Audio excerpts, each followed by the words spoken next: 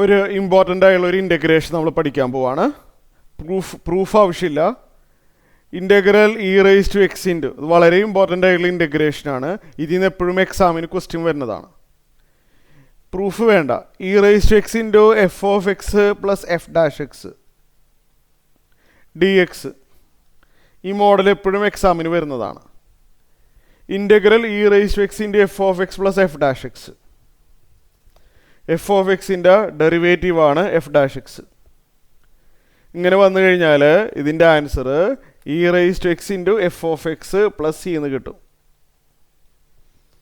Integration by parts വഴി ഇത് derive ചെയ്യാൻ പറ്റും, പക്ഷെ നമുക്ക് പ്രൂഫ് ആവശ്യമില്ല.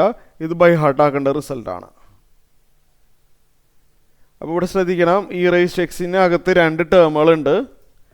ഒരു ടേം, ഒരു എക്സ്പ്രഷൻ മറ്റേതിൻ്റെ ഡെറിവേറ്റീവായിട്ട് തന്നെ വരണം.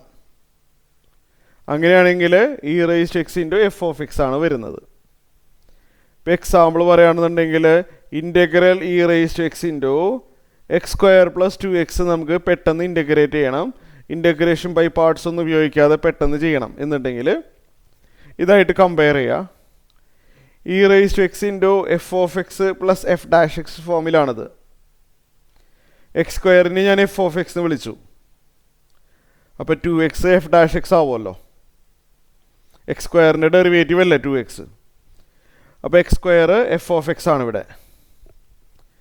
അപ്പോൾ answer E rice to X into F of x അഥവാ e rice to X into X square. ഈ റിസൾട്ട് ക്ലിയർ ആയല്ലോ.